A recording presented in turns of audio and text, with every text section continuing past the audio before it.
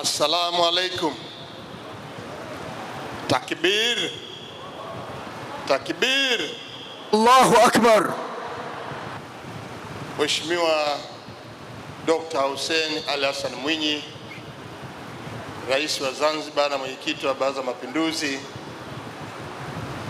Rais wa taasisi Al-Hekima Foundation Alhaji Sharif, Mheshimiwa Dr. Mufti wa Tanzania na Sheikh Mkuu ambaye pia tuko naye hapa leo, mlezi wa Al-Hekima Foundation Alhaji Abdurrahman Kinana, mwenyekiti mstaafu wa Chama cha Mapinduzi,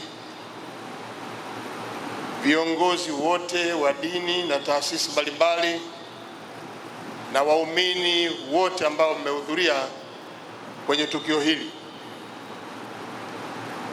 Binafsi kama mlezi wa mashindano, nitumie nafasi hii kuwashukuru washiriki wote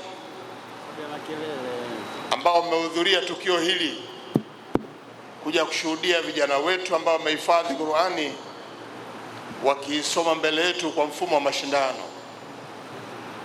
Tunaitambua taasisi hii kwa miaka 26 sasa, imeendelea kuliheshimisha taifa hili kwa kuwa na mashindano ya dunia inayojaza watu kwa kiwango ambacho hakijawahi kutokea duniani kote. Hii ni heshima kwetu kama Tanzania na ni heshima kwa taasisi yenyewe, lakini ni heshima pia kwa Waislamu ambao mnaitikia wito huu wa taasisi yetu ya Al-Hekima.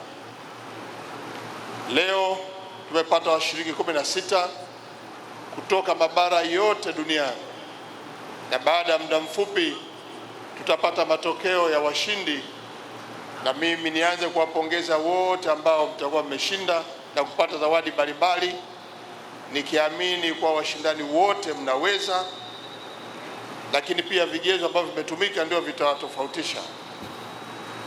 Niwakaribishe tena kwenye mashindano mengine ya mwaka 2027, inshallah Mwenyezi Mungu akitujalia uhai, tukutane tena kwenye viwanja vyetu vya Benjamin Mkapa na Uhuru kwa ajili ya kuja kuwashuhudia vijana wetu ambao wanashindana kwenye mashindano haya. Niendelee kuipongeza taasisi kwa uratibu mzuri na kamati zote ambazo zimeratibu tukio hili.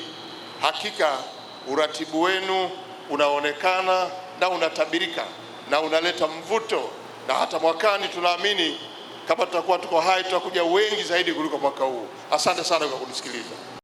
Kishki TV, nuru ya dini yako.